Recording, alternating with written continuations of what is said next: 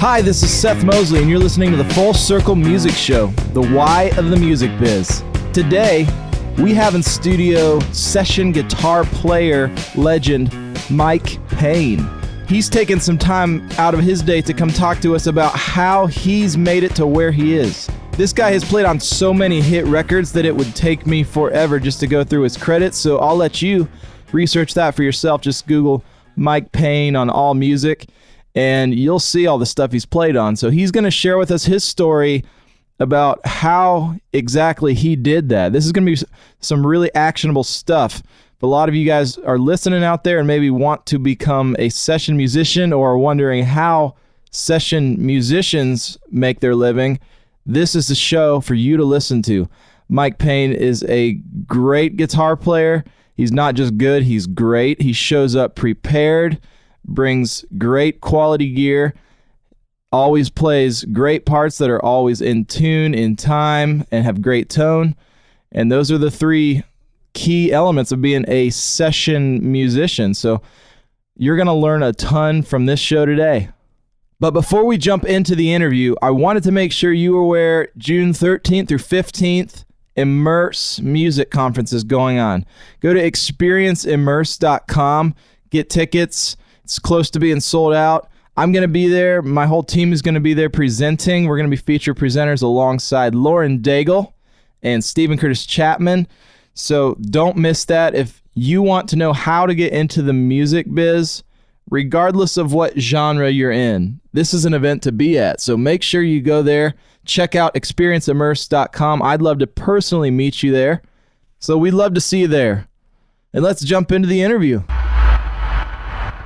Here in the studio today with Mike Payne, session guitar player extraordinaire. Thank you for being here. Good morning. It's great to be here, man. Well, we were talking earlier about your accomplished career. Mike is so humble that he didn't even truly kind of tell me what was going on, but he's going into sessions where he is playing on kind of greatest hits records, and he's like, oh, I think I remember playing on this song 5 years ago. Yeah. So he's going literally full circle, no pun intended, and replaying his stuff for these greatest hits records on songs that are being played all over the world. And Mike, it's such an honor that you would take some time to come and speak to our audience today. Absolutely, man. Good to be here and excited to hang out. So let's jump into your story. When did you first get into music? How did the whole thing happen? I sort of got into the music thing initially. I think both sides of my family were influences for sure. My grandmother played piano and played guitar as well, and she had just a deep knowledge of hymns, played a lot in the church. My uncle played in bands, played in rock bands. He started a band in the late 70s in the Chicagoland area. And that's when like bands like Cheap Trick and a lot of the Chicago REO Speedwagon, a lot of these bands were kind of getting their start. So he was part of that scene, and I would go watch him play. Yeah. At the shows that I could go to when I was, whatever. That's awesome. 6 years old. So I just remember focusing on the guitar player and thinking, that's a cool job. I think that might be something. Yeah. Even back then, I mean, I had no clue. And how old would you have been? I mean, I was maybe 5 or 6 years old. Yeah. So that was really the initial sort of spark of it all. So. Yeah. So family, grew up doing it in family. You're here in Nashville now, but I'm sure you didn't end up here overnight. So did you tour in bands? What was your kind of journey? Did you always want to be a session musician, or did you have something different in mind? I think when I initially came to Nashville, I probably wasn't really thinking about sessions, honestly, at the time. I was thinking more about just how cool it'd be to travel and maybe be in a band. Yeah. Do a tour. That kind of thing. So yeah, I wasn't even really, the session thing wasn't on the radar. Sure. At that point. Yeah. So did you spend a bunch of years on the road, or what was your kind of, transition into that? I did. I spent probably the first maybe 6-7 years or so really just kind of traveling, working on a few album projects here and there. Yeah. A friend of mine had we had a studio in our house. This is like the sort of the beginnings of Pro Tools HD, and so we had a pretty nice setup at our place where we could track. So I got a few experiences sort of via that, but by and large, it was mostly touring with different CCM artists mainly, honestly, during those days. Everybody from Natalie Grant to Matthew West, and did some stuff with Brandon Heath for a while. And that's awesome. So looking back, I guess from your first time that you stepped on stage today, I mean, you're one of the most sought after session guitar players in Nashville. So if you're talking to a young up and coming musician who says, hey, I want to move to Nashville or LA or New York and become the next Mike Payne or the next session guy or whoever, what's the biggest piece of advice? Because looking back, there's a ton of things that I've done wrong with my career, and I wish I would have told myself when I was younger. Is there anything kind of like that that you would say to a young session guy? What's the most important things that they need to know? Okay. Oh, wow. I mean, yeah, absolutely. There's sort of, it's interesting, isn't it, when you start to think about what you yourself today would say to yourself 10 years ago or something. I think that I would have probably broadened my listening out a bit more, if I'm talking to my other self, maybe just broaden out the listening. Listen to more music, different kinds of music. Yeah, and I feel like I did that actually. My brother is such a music nut, and he would bring things into the house that I would have probably never found on my own. So I think a lot of that just kind of happened naturally for me personally. But I would definitely give that advice to, you can't ever listen enough, and sort of that amalgamation of different influences comes out in your writing or your part playing or maybe the sounds that you're going for. Yeah. No, that's awesome, man. What's a typical week look like for you? Because, I mean, you're playing on all kinds of stuff. It really varies, to be honest with you. I could be working on Monday. It could be a CCM session date, and we're doing new Jeremy Camp tunes or something like that. And then the next day, I could be doing one of these projects where I'm actually re-recording parts that I've already played on other tracks. Or here in Nashville, there's a good bit of work that happens in the developmental stage too. Sure. So there's a lot of folks that come in from out of town that are wanting to get their start in the business, that are maybe putting together an EP or something like that. I do a good bit of that work as well. Yeah. So it really keeps me on my toes. Yeah. And then, of course, even across the different genres too. It could be a country date, maybe. Sure. The following day it could be a full-on, sort of modern country thing, which is different. Yeah. So it kind of makes it exciting, really. Yeah. Keep it fresh. Keeps it fresh. Yeah. So I don't even know if you remember this or not, but I think it was my first ever trip to Nashville was with a producer named Ian Eskelin. I sent him a demo, I think, when I was maybe 16 or 17, and he wrote back the next week and was like, hey, come down and, let's write some songs. And I didn't even know what co-writing was. I didn't know what studio musicians did. I didn't know how the thing worked. And before I knew it, we were like over at this awesome studio the next day, and there's these session guys here, and Mike Payne was sitting there. So you were kind of my first view into, okay, this is how it's done in Nashville, and I need to step my game way up. Because I was just amazed that you had never heard these songs. We were cut 2 songs. Yeah. You had never heard these things before.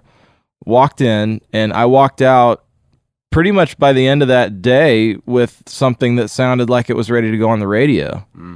So can you talk about how did you get so fast? How, because that was just amazing to me.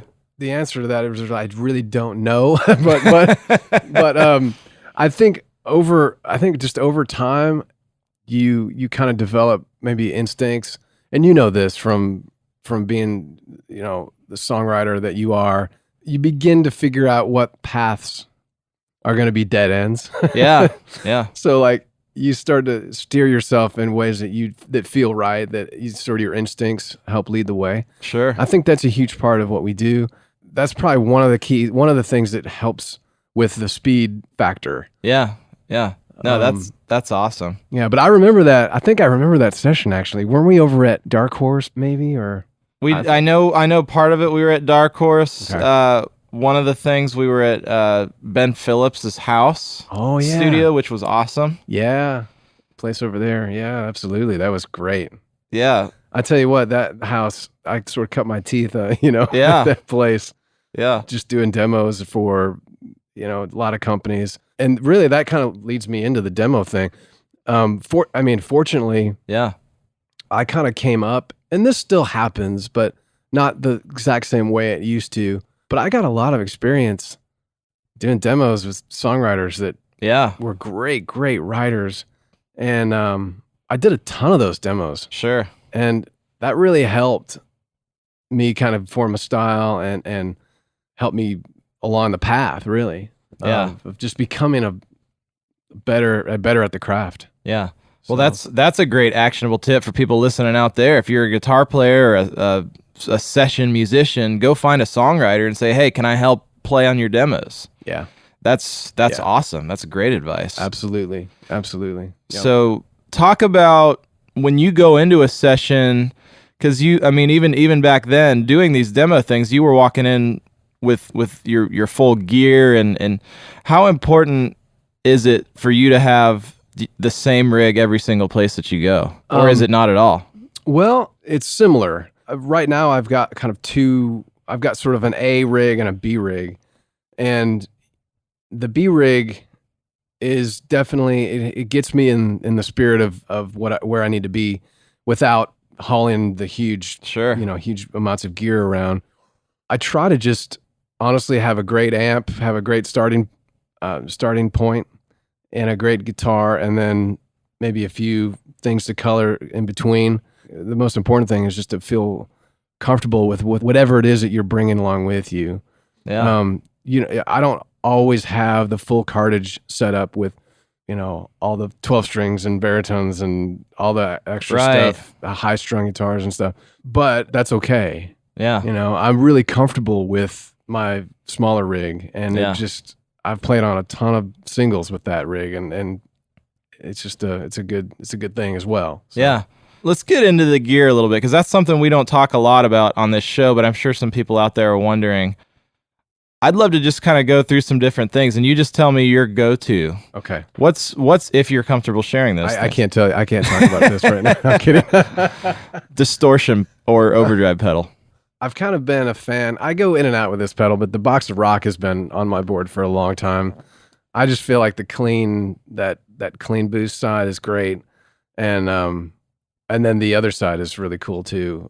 For stacking like crunchy stuff and those kind of parts.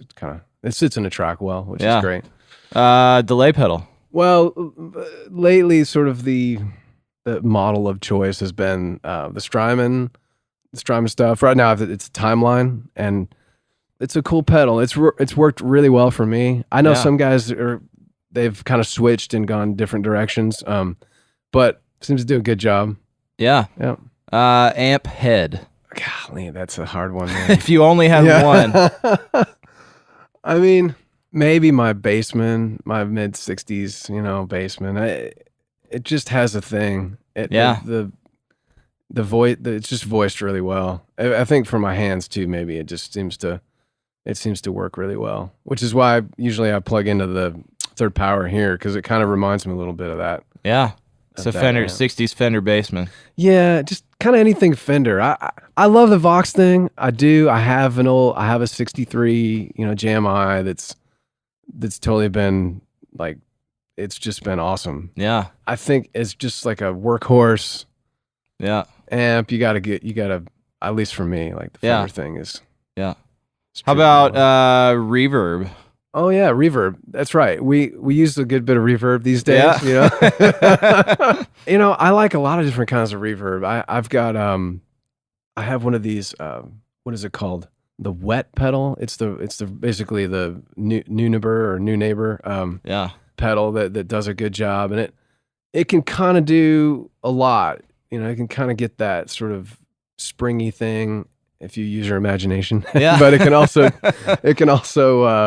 get the ambient thing going, and also use the Strymon stuff is great too. The 80s verb that they do is killer, and Yeah. and the 70s, I think it's Lexicon model maybe, does a good job as well. So it kind of all depends. I mean, sometimes I'm even cranking up verb on the amp. Yeah. I've got a couple of spring verbs that sound, obviously they're real spring. Right. They sound killer. Yeah. So it just... And last one, if you had only one guitar to bring into a session, what would it be? One guitar? One guitar. Man, I used to say a 335, and I still think that's way up there. It might still be the 335 actually, for some reason. Yeah. That hollow body thing, you can kind of get it to you can get a lot out of it. Yeah. It's probably a tie between these are wildly different sounding guitars, but that and maybe a Telecaster. Okay. Cuz the Telecaster can rock. Yeah. That's the thing, like it can really be a versatile piece, Yeah.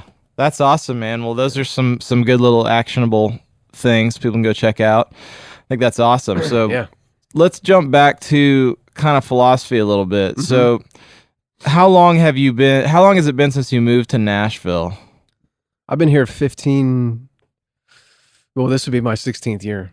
Okay. So what is it? Are you still, do you feel like you're still as excited to go in the studio now as you were when you moved here? Absolutely. Yeah. I think I'm probably more excited now than ever. I feel like there's that initial spark of, man, I'm in the studio and I get to do this. And that's special for sure. But at some point that kind of wears off, and what you're left with is, man, I really just love to do this. Yeah. And I think that's where I'm at currently. Yeah. That's awesome. So I'm sure, we talk a lot about how the music industry is changing and where it's at, and I'm interested from your perspective, 15 or 16 years, I mean, the music industry is not the same today as it was last week, let alone 15 years ago. Yeah. So what are some of the changes that you've seen being here and being at ground zero, making music? Well, I mentioned earlier, like with regard to just even the way that we do demos now is a little different. We used to do a lot of full band demo tracking and things like that. And I still do a good bit of demos, but we now when we work on a demo, and this is this, like it's really, we're working on our master. Yeah, is what it ends up being, because the demo thing, it has to really sound like a master in order for it to be sold in a way that's really convincing to the artist to get excited about it. And so I think that has changed. Yeah. I think in 10 years ago or something, it was like, yeah, great, we got kind of the working of the song, but now we're really getting into the sort of the more details of it all, and which is kind of cool. I mean, it always feels like you're working towards something that's like, this could be on the radio, right? Which is a pretty cool thing. Obviously 10, 15 years ago, the transition was just starting to happen from sort of the physical product into more the digital realm. So we've been watching that happen as well through the whole process. And I think it's impacted probably every part of the business. Yeah. I don't know how it has directly necessarily impacted what I do, because I'm just in sort of the creating process of and there's always songs that have to be, fleshed out. So, but that's a whole nother conversation really. But that you hit on something really huge that I don't want to just gloss over, that especially if you're a new musician. I mean, this honestly goes for everybody, even if we've been in it for forever, but don't ever treat something like it's a demo. Treat everything you do like it's a master and like it's going to be a platinum selling record. Totally. All the time. Absolutely. Same thing can be said if you're an artist and you're playing on stage to 5 people, play like you're playing to 50,000, you know? Yep. I just think there's such a good parallel there, and it's just giving your best all the time because, I mean, I know I've seen your A rig and I've seen your B rig. Your B rig really isn't a B rig. It's just another rig. Right. Totally. So Mike doesn't show up to a demo session with this is the demo rig. You get the Squire guitar. Yeah, right. And funny, or maybe you do. I don't know. No, they don't. Unless it's for the better of the song. You know? Yeah, exactly. Then I'll pull out the Squire. Yeah. So I thought, man, that's just gold right there, man. Yeah. Just play like you're playing on the biggest stage. Play like it's always a master. Yeah. And I just kind of wonder why that was, because it's even when I first started coming here, which was, I guess, been close to probably 10 years ago now. Yeah. When we first worked together in that little house, I've seen the same thing too. With even in, you feel it. It's like I know what I'm up against as a producer because it's you feel the competition a little bit. I like to obviously say that it's I like to always say that it's collaboration and not competition. We're all heading in the same direction. Yeah. But when you hear some of the other things that are getting turned in, you're like, oh man, I got to step up my game a little bit. So I feel like I can completely relate to that. In the past 10 years since I've been here, I mean, those first couple of things we did were great. Yeah. But, it kind of was what it was like. We'd sort of like left it, he edited it, he mixed it.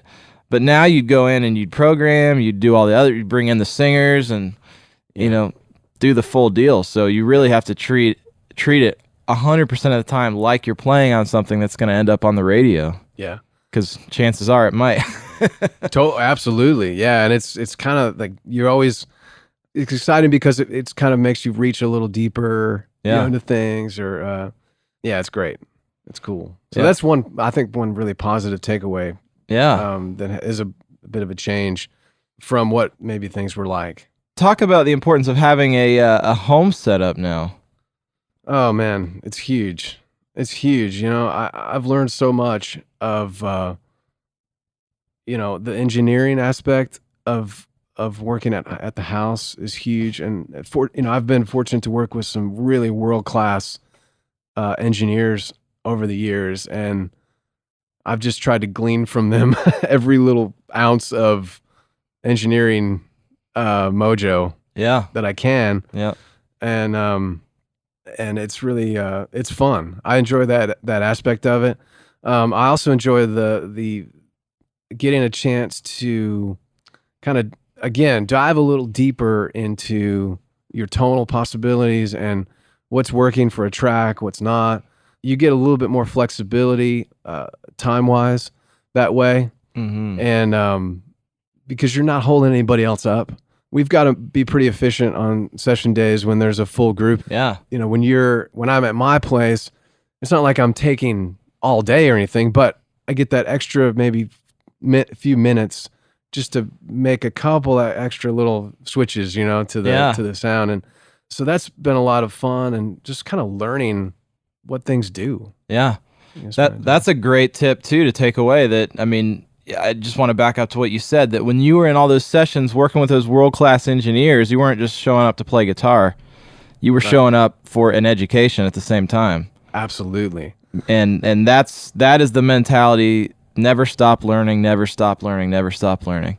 And everyone that I've ever met that's successful in this business or in any business has that mentality. That's why you are where you are. It's crucial, man. Absolutely. I'm just constantly searching and trying to, not only just in influences and kind of where I'm coming from a playing aspect, but also from engineering. Maybe there's a new sound that I can make, a new effect or something that allows me to do that. I mean, this just, just never ends. Sure.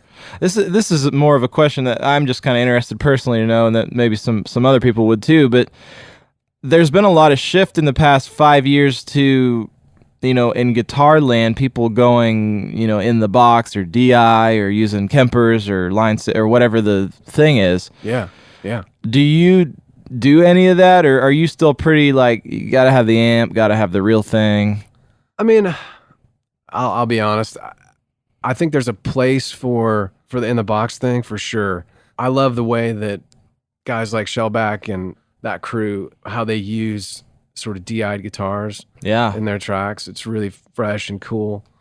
But to me, they're kind of doing their own thing with it. Right. I think a lot of Nashville is such a guitar town that most of the time when you talk to somebody here about sort of virtual amps or DI stuff, they're trying to get it to sound exactly like their favorite tube amp. Yeah. Whereas I'm probably, if I had to head that direction, and I've done a little bit, I've done some tracks that way. Yeah. I mean, personally, I'm probably more interested in like maybe not making it sound like a right. like just do, if you want it to sound like a real amp, just use an amp. Yeah. Like that's my philosophy, at least. Sure. But again, to bring it back to sort of what the guys are doing on the pop side, they're not sounding like real amps. It becomes part of the. It almost sounds like it becomes part of the programming. Yeah. Yeah. So you could listen to the track 5 times, and on the 5th listen, you finally go, "Oh, that's a guitar. I thought that was a piano part the whole time. Oh yeah, now I hear it." Yeah. And so I think that's really fresh and cool, and it's outside the box, or maybe it's in the box. I don't know. Whatever. You know what I mean? I know what you mean. Yeah. Yeah. So that's cool. I'm really inspired by that kind of stuff. I should probably dive further into that, honestly. Sure. So that's cool. You said Nashville is a guitar town. Yeah. That, do you think more so? I mean, I don't know if you've done a lot of session work in LA or New York or wherever else you would, consider a music hotspot. Do you feel like that's a thing that's just unique to Nashville? I think so. I think it's definitely a guitar centric type of a town. It just goes back to the roots of what it was all built on here. And that's cool. Yeah. That's awesome. So there's a good tip. If you're a guitar player out there and you want to get into music biz, Nashville's probably where you need to be. Yeah. I mean, the LA thing for sure, I think probably, to a lesser degree, especially these days. Yeah. But I haven't, you would, somebody from that area would have a lot more insight. Sure. On that scene. Yeah. But yeah. No, that's awesome. So what are some of the, do you listen to a lot of music to get inspiration? Or are you kind of like, I feel after having a day of writing songs or being in the studio, some days like, man, I don't want to listen to anything, Do you kind of check out like that, or do you find it's important to just keep listening to other stuff? No, I think we all need breaks for sure. Yeah. I definitely get tapped out as well, and I have to listen to great podcasts like this one. Right? Yeah. But just to kind of clean the palate a little bit, and I enjoy. And now, man, golly, we have so many options for great listening material, whether it be podcasts or just a number of different things that we can use to talk radio, whatever it is, to kind of get things fresh again. Yeah. Yeah. That's awesome. And kind of wrapping up a little bit, I wanted to talk a little bit about, how do you personally keep, because you're married. Yeah. How do you keep a good balance of the whole work life thing? Because a lot of the time producers are calling and they're like, hey, I got this demo, I need it tomorrow or something, which I'm apologizing on air right now for being that guy. Hey, it happens. It happens, man. So how do you juggle that? Do you just kind of plow through it, or what's the little magic that makes that thing work? Yeah, well, for starters, like, I have an incredible wife who's really like not just understanding, but she really is like, we're on the same team, like we really are after each other's best interest in life and really believe in one another. So that's incredible. And I don't know how I would do what I do without that. Sure. And that kind of sets the stage. But as far as the detail work, I try to, right now, like I have a pretty great studio setup now where I can go in and I could go home after a couple sessions, have some dinner, and then go back to the studio. Yeah. And work on a track. That's been really nice. Yeah. So just trying to do things that really work. Yeah. For everybody's different, like I tend to work really well when I have a good plan. Yeah. Honestly. Yeah. If I can make sure that I'm taking care of myself. Yeah. Getting good rest, making sure I take out time to have nutritious meals. Yeah. I know this stuff sounds stupid, but no, it's a lot of times when you do what we do, you forget to eat, or you're working, in the middle of the night and this kind of thing. And I think it's important to take your work really seriously. Yeah. But also make sure that it's not controlling every part of your life. Sure. Because it can being self-employed and that whole thing. It's like there's a kind of a pressure thing, maybe that accompanies that you have to get a hold of. Believe me, there were plenty of times in my life that I was way out of control with that stuff. Sure. And so I'm talking this is from a guy that's kind of had to learn that lesson, maybe the hard way or whatever. Sure. Because we love what we do. Right. And so, but yeah, just taking good self-care along the way, I think is a good thing. Yeah. Well, that's awesome, man. Well, thank you so much for taking the time to do this today. This has been awesome. I've learned a ton. Guitar players, I hope you were taking notes out there. If not, go listen to this thing again. There was tons of gold nuggets in there. Yeah. I'm just going to change your name to the Nugget Bomber. There you go. And it's been awesome. So thank you so much for taking the time to do this today. Thanks, Seth. It was great being here, man. You've been listening to the Full Circle Music Show, the why of the music biz. If you haven't already done so, go over to iTunes, leave us a good rating and a good review. Go to experienceimmerse.com. Check that out, June 13th through 15th. Be there. We're going to be there. We'd love to meet you, and you're going to learn a ton. This show is produced by the Full Circle Music Company with editing help from Jericho Scroggins. If you don't already do so, follow us on Snapchat. Our Snapchat handle is Full Circle M. Follow us on Instagram. We are Full Circle Music Co. That's C-O, Full Circle Music Co. And lastly, just wanted to make you aware that we had a free guide for you to learn how to set up your home studio.